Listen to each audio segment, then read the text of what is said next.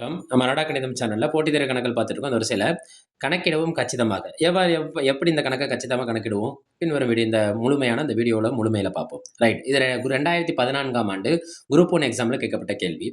இனி வரும் போட்டித் தேர்வுகள்லையும் கேட்கலாம். 10ஆம் வகுப்பு கணித தேர்வுல நடக்க இருக்க பொதுத் தேர்வுல இது கிரியேட்டிவ் கொஸ்டினா கூட கேட்கலாம். என்ன கேட்கறாங்கன்னு பாருங்களேன். ஒரு கோளம் இன்னொன்னு அதனை உருக்கி என்னவா மாத்துறாங்க? கம்பியா மாத்துறாங்க. அப்ப இங்க 2 விதமான வடிவத்தை பத்தி பேசுறாங்க. ஒரு கோள வடிவங்கிறது தெளிவா இருக்கு. இங்க கம்பிங்கிறதுக்கான வடிவம் என்னன்னா உருளை. கம்பி எந்த வடிவத்துல இருக்கும்? உருளை வடிவத்துல இருக்கும். இங்க யார கேள்வி கேட்கறாங்க பாருங்க. கம்பியோட நீளத்தை கேட்கறாங்க. எதை கேள்வி கேட்கறாங்களோ அதை நம்மளோட இடது பக்கத்துல வச்சுக்கணும். கொடுத்திருக்க ஆன்சர் எங்க வச்சுக்கணும்? வலது பக்கத்துல வச்சுக்கணும். இது முதல் ட்ரிக்ஸ். ரைட்டா? கோளத்தை பொறுத்த வரைக்கும் அங்க என்ன மட்டும் தான் இருக்குன்னா ஆரம் மட்டும் தான் இருக்கும். அவங்க இங்க என்ன கொடுத்திருக்காங்க? விட்டம் கொடுத்திருக்காங்க. அப்ப விட்டத்துல பாய்தான் என்ன? ஆரம். அதனை உருக்கி என்னவா மாத்துறாங்க? 2 மில்லிமீட்டர் விட்டம் கொண்ட கம்பியா மாத்துறாங்க. ரைட். இங்க நம்ம என்ன கேட்கறாங்களோ அதை வச்சுக்கணுமா? கேட்க வேண்டியது என்னன்னா உருளையோட நீளம். அப்ப உருளையை இங்க வச்சுக்குவோம். இங்க எதை வச்சுக்குவோம்? கோளத்தை வச்சுக்குவோம். ரைட். இந்த நீளம் எண்ணிக்கை இப்படி கேட்டாலே நம்மளுக்கு ஒரே ஒரு விஷயம் தான் தெரிஞ்சிருக்கணும். அங்க கன அளவுக்கான ஃபார்முலா தான் நம்மளுக்கு தேவைப்படும். ரைட்டா? ரைட். உருளைக்கு என்னென்ன இருக்கும்னா ஆரமும் இருக்கும், உயரமும் இருக்கும். கோளத்துக்கு என்ன இருக்கும்னா ஆரம் மட்டும்தான் இருக்கும். கேள்வியில் ஆனா என்ன கொடுத்துருக்காங்க? விட்டம். அப்ப விட்டத்துல பாதி தான் என்ன? விட்டம் 6னா ஆரம் எத்தனை? 3 சென்டிமீட்டர். ஆரம் எத்தனை? 3 சென்டிமீட்டர். உருளைக்கு பாருங்களேன், விட்டம் கொடுத்துருக்காங்க. விட்டம் எவ்வளோ? 2 மில்லிமீட்டர். இப்போ விட்டத்தில் பாய்தானே ஆரம். அப்போ 1 மில்லிமீட்டர். நம்மளுக்கு இது சென்டிமீட்டரில் இருக்குது, இது என்னத்தில் இருக்குது? மில்லிமீட்டரில் இருக்குது. அப்போ இதை சென்டிமீட்டராக மாற்றுவோமா? 10 மில்லிமீட்டர் சேர்ந்தால் ஒரு சென்டிமீட்டர். நம்ம ஸ்கேல்லே பார்த்துருப்போம். சின்ன சின்னதாக கோடு இருக்கும். ஒரு நம்பருக்கும் இன்னொரு நம்பருக்கு இடையில அந்த கோடுகளோட எண்ணிக்கை பார்த்தீங்கன்னா 9 முடிஞ்சு 10வது வரப்போ அடுத்த நம்பர் வந்துடும். அப்போ 1/10 சென்டிமீட்டர். கம்பியோட நீளம் படுக்க வசத்தில் பார்த்தோம்னா அது நீளம், நிப்பாட்டி பார்த்தோம்னா அது பேர் என்னன்னா உயரம். அப்போ எதாவது கேட்குறாங்க? உயரம் தான் கேட்குறாங்க. நான் முன்னாடி சொன்ன மாதிரி தான் நீளம் கேட்டாலும் சரி, எண்ணிக்கை கேட்டாலும் சரி, நம்ம எந்த ஃபார்முலா தான் யூஸ் பண்ணணும்னா கன அளவு.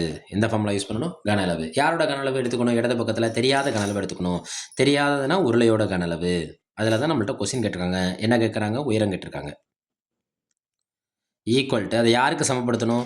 கோளத்தின் கன அளவு. உருளையோட கன அளவுக்கு என்ன formula? Pi r squared h. கோளத்தின் கன அளவுக்கு என்ன? 4/3 பை ஆர் கியூப். ரைட். நம்மளுக்கு கணக்கு வந்து ஸ்டெப் பை ஸ்டெப் மார்க் கிடையாது. அப்போ இந்த பை என்ன ஆயிரும்? கேன்சல் ஆயிரும். ஆர் ஸ்கொயர்டுங்கிறது ஆரத்தை 2 தடவை எழுதணும். அப்போ உருளையோட ஆரங்கிறது 1/10 பெருக்கல் 1/10 ஹச் 4/3. ஆர் கியூபுங்கிறது ஆரத்தை 3 தடவை எழுதணும் தொடர்ந்து. எழுதிட்டோமா? இந்த 3 என்ன ஆயிரும்? கேன்சல் ஆயிரும். ரைட். 1/10 பெருக்கல் 1/10 இன்ட்டு ஹச் ஈக்குவல் டு இங்கே என்ன இருக்குது? 4 3 3. ரைட்டா? 1/10 1/10 என்ன ஆயிரும்னா 1/100 மாறிடும். ஹச் 4 3 12 12 3 36. இல்லைன்னா 3 9 9 நாங்க 36. 9 நாங்க என்னது? 36. அப்போ ஹச் ஈக்குவல் டு இந்த வகுத்தலில் இருக்க 100 அங்கிட்டு போனால் என்ன ஆயிரும்? பெருக்கலாக மாறிடும். அப்போ ஹச் என்ன கிடைக்கும்? 36 100 பெருக்குன்னா என்ன கிடைக்கும்? 3600. இது எதை குறிக்கும்? சென்டிமீட்டரை குறிக்கும். ரைட்டா? ஆனால் கேள்வியில் போய் விடையை போய் பார்த்தோம்னா எல்லாமே எதில் இருக்குன்னா மீட்டரில் இருக்குது. ரைட்டா? நம்ம இது மீட்டராக மாற்றியும் போடலாம். இல்லையா இதோட ஒத்து போகிற நம்பரை பாருங்கள். இங்கே கண்டுபிடிச்சது 3600. அது ஒத்து போகிற நம்பர் 36. 36 எங்கே இருக்குன்னு பாருங்கள். ஆப்ஷன் சியில் இருக்குது. நம்மளோட நேரம் மிச்சமாயிரும்.